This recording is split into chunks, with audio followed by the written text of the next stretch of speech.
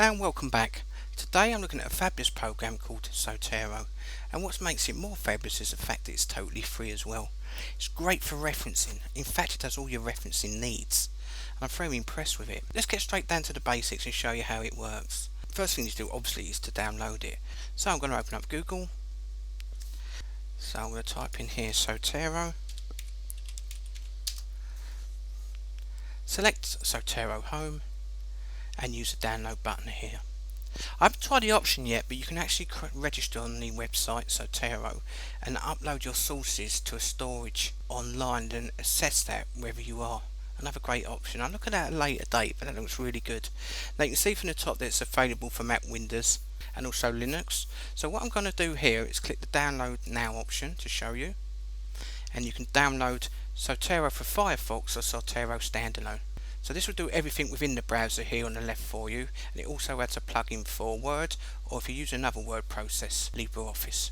I downloaded the standalone version and I selected Chrome for my plugin, but again on the Mac you might use Safari, or you might need two, Firefox and Chrome. It's entirely up to you which browser extensions you select there. It automatically then adds them to your browser when you're using Zotero. Installation instructions are down here and they're really good as well to get you up and running on that. Once you've downloaded that, you'll get this program come up, and let me just show you the basics first before we start doing a bit of referencing. Top left hand corner, I want you to select the tools option and select preferences at the bottom. Select general, and I want you to choose which font size you want, extra large or large there for your interface, and note font size, and I'll show you your notes in a minute on the right. Also ensure this is selected if you require it. It's selected by default, and what happens is when you're doing research, be it on JSTOR or Google Scholar, it will also download the PDF that comes with that source. So you might have your abstract and it will actually download that with it. Really good option. Sync, I'm not going to show you that today, but it said that you can sync with the Zotero server and store stuff in the cloud. Export, really important here. Now you need to choose your reference style. Now I just downloaded Harvard University of West London. You might be studying somewhere else. You might be doing University of Kent. What we do is open up your browser again, and there's another website you can go to with different reference styles. So type in Zotero styles, and there we go. Select the first link. And once you scroll down here or type in here, so I'll type in Harvard. You might be using APA Psychology 6th edition, or you might be using MLA, or you might even be using Humanities footnoting. But have a little scroll down. There we go, got University of Kent there, and if you actually hover over it, it will give an example there, be it from an online website to a journal to a book. So I'm going to select the University of Kent by clicking it once. It comes down bottom left in my browser. If I click on it, it will automatically then install when I click install into my Zotero. So I'm going to close it, then reopen Zotero,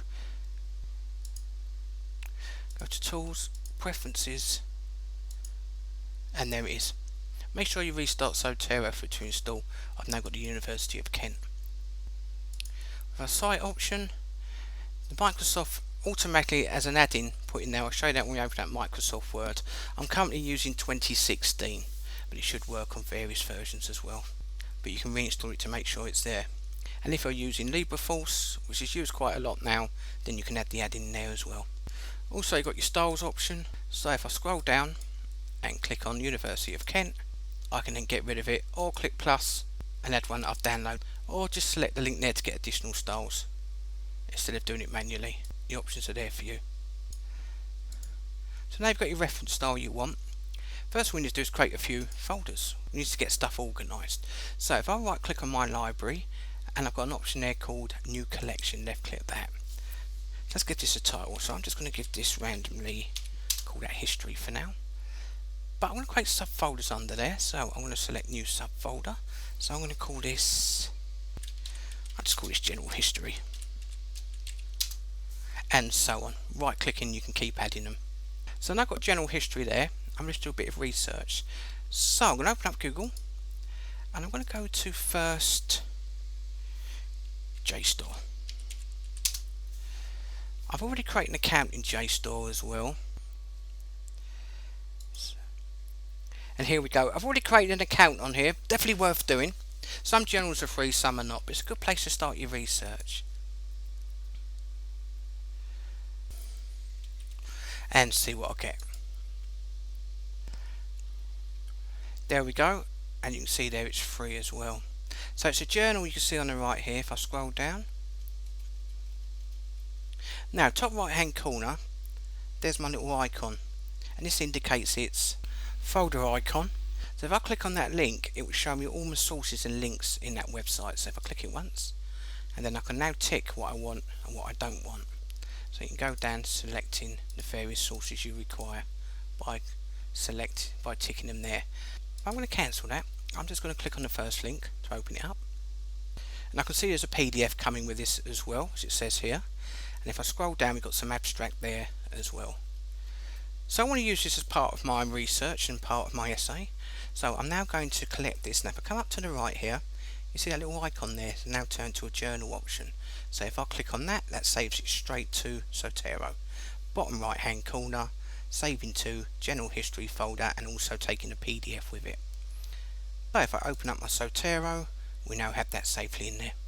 And on the right there, you can now see the source information for that journal. Always go through it though, just to double check everything's fine. You can even add click plus and add additional authors there if it's missed any. A series title, and you might even want additional information or not, but you can click into it and then delete what you don't want. While I'm in this box section, go to notes. You can even add notes. So you can put a little note there, see it's come in the middle. So now I can type in there my own note to remind me. So I'll just put needed for my history.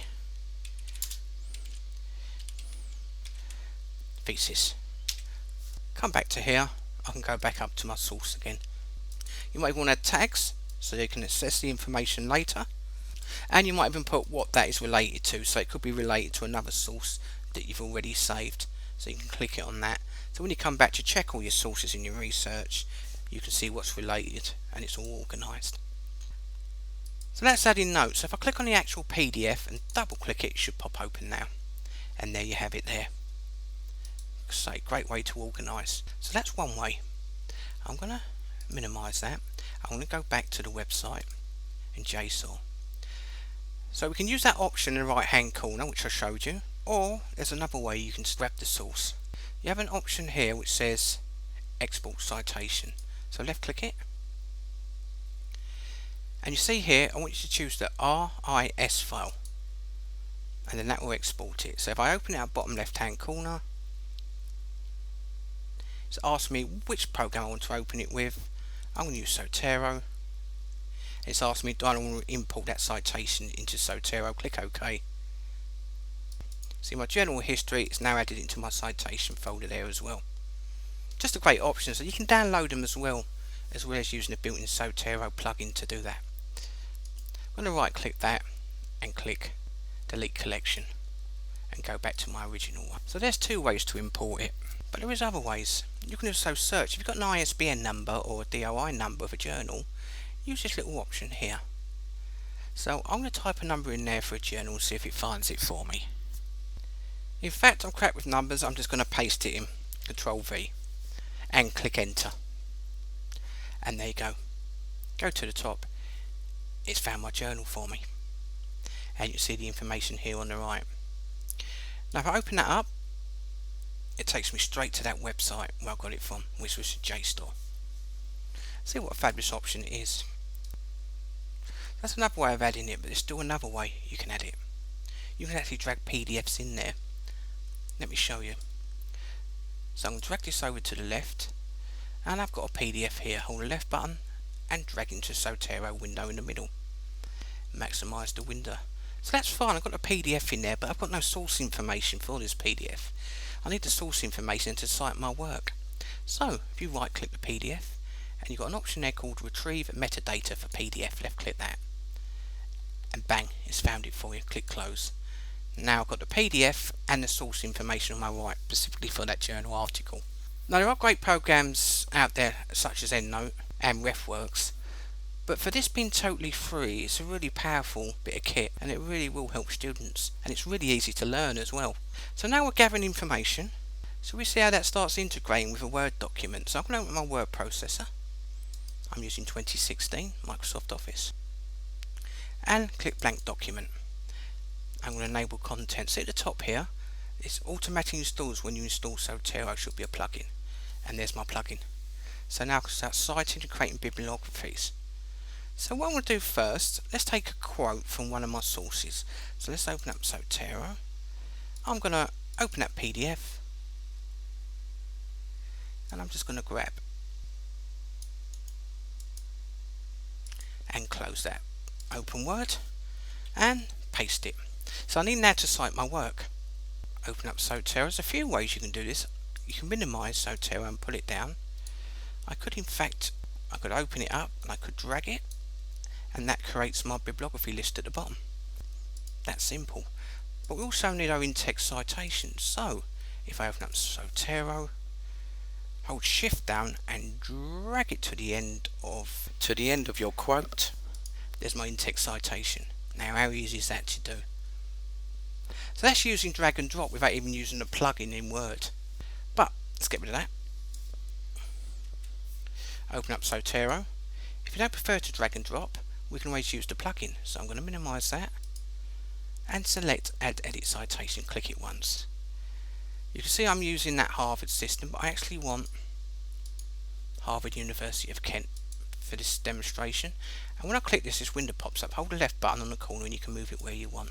Let's look for some sources. I haven't got that many on there. Got a short, the short history of, that will do fine. Left click and there's my in-text citation. I could keep looking for different sources. I might also have, there you go, transmuting history. Now if I click the enter key, it will create the citations for me, but in this case I'm going to click on that and left click because I need to choose what page number I got that from. But you can see you've got various options there you can add. So I'm going to have page 78, and you can see how my in-text citation looks now with Sheldrick, 2008, P.78. You can even suppress the author if you don't want that in your in-text citation. So if I click enter and click enter again, it will put all those citations into your work for you. I thought I'd show you that quickly, such a great option. But some people actually, if I click back on edit citation, click the drop down arrow, select classic view, you've got more options from here because you can see all your sources down here on the left then, and then click what you don't want and what you do want to use from left to right, and your page here. Again, the option is totally yours. So I'm going to open up Zotero again and maximise the window. You can also, for example, if I click on that source where you didn't get any PDF with that, you could add your own attachment. So with that highlighted, click the attachment button, and I might want to attach a link to a website, stored copy file, or attach link to a file. So if I click on that and find a PDF, and I should use that one, and then you attach that PDF. Again, you've got various attachments. You can attach a link to your website if you require as well by typing it in there, and then the title. You can add a new standard note, which we just did earlier, or you can add a child note. So for example, if I had a standard note there, type what you want in there. So I put a note on my history. You can add a new item. You want to do one from fresh. So for example, you might have a document in your hand. Select document, and then you can fill out the title here and the reference information here on the right. Remember to choose the correct source you'll be using as well with that option. You have more options there as well, as you can see, from films to podcasts to TV broadcasts. But I leave the main ones at the top: book section, document, journal article and newspaper. Also you can import information you've copied into clipboard with Control C or right click and copy. You can export your library out. So what I'll do quickly, let's go to the history of science, and I've got a note there, as you can see, needed for my history thesis. You can also right click that, insert or edit an image. So if I click on that, if you've got an image you want to add, or if you've got the image URL, I'm going to click on an image. To use this picture, copy the URL at the top, right click and copy or Control C, open up Zotero, and I'm going to paste it which says image URL. Image description, I'll just put general history for now. Alignment not set yet. We'll see in a minute when it comes up, and click insert. And there you go, that's actually fine, I didn't have to align that. And there you go, I've added that to my note as well. So you can see how you can gather all your information into one program. You can select edit in separate window if you want to bring it up here, to move it around, which would be better actually. Maximise it and we'll see how we're going with that. And you can add more information. And don't forget all your formatting options you have up here as well. You can drag your picture along if need be. So I'm going to close that. Also quickly in tools, you've got add-ins. Current browser, and there's my extensions. Again, I'm not using LibreOffice, so I can disable that, but it doesn't make that much difference. That was a bit of a start to get you up and running on that. I'll do more videos on it as I use it more. Thanks for watching.